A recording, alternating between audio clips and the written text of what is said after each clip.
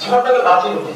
যেমন আমাদের দেশে এরাও কিন্তু অনেক আন্দোলন আছে এবং মুক্তির টানে, ঠিক আমরা একইভাবে গিয়েছি মুক্তির টানে। আমার বাসা সরে যাবো আমি আমার কর্মস্থলে, কিন্তু আমি কর্মস্থলে না। আর আমার স্ত্রী তখন গর্ভবতী ছিল, অর্থাৎ আমি যদি এটা ছিল একটা জাতির বা একটা দেশের জনগণের মুক্তির আন্দোলন।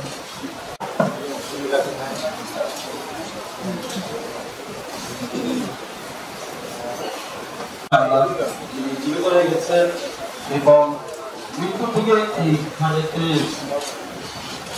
আমার কোনো সার্থকতাও ছিল না যে আন্দোলনটি শুরু হয়।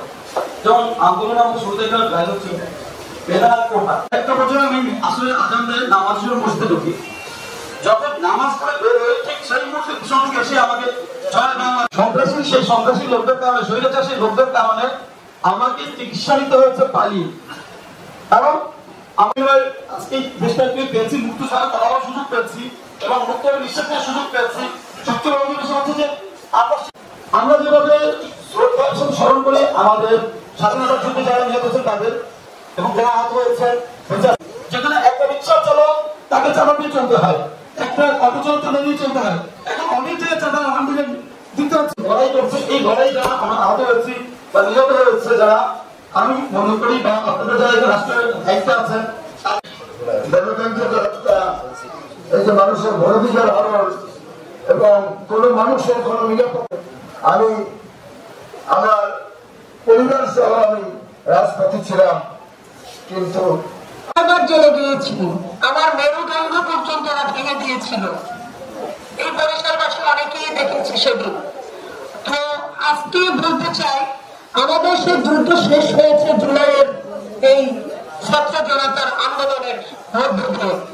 আমরা চাই বাংলাদেশ একটি ফ্যাসিস্ট মুক্ত বাংলাদেশ হবে। তারা জীবন দেয় না, তারা জীবন দিয়েছে পরিসংখ্যান করে।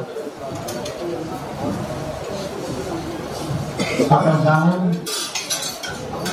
প্রত্যেকটা ক্ষেত্রে যখন বৈষম্য শুরু হলো, এরপরে আমাদের মহান স্বাধীনতা যুদ্ধ শুরু হয়েছে। আমাদের পুলিশ কর্মকর্তা বলছিলেন যে আপনি মিস করেছেন, আসলে আমি মিস করেছি। কারণ যার সন্তান চলে গিয়েছে সেই শুধু জানে তার প্রধান প্রথমত, আমি বুঝতে পারবো না। আমার সন্তান যখন যাবে, আমার সন্তান যখন নিহত শহীদ হবে, তখন আমি বুঝতে পারবো তার বেদনা কত। এটার কোনো বক্তব্য দিয়ে কোনো পুরস্কার দিয়ে বা কোনো অনুদান দিয়ে কিন্তু সাধারণ কোনো শব্দ কিন্তু তারা নাই।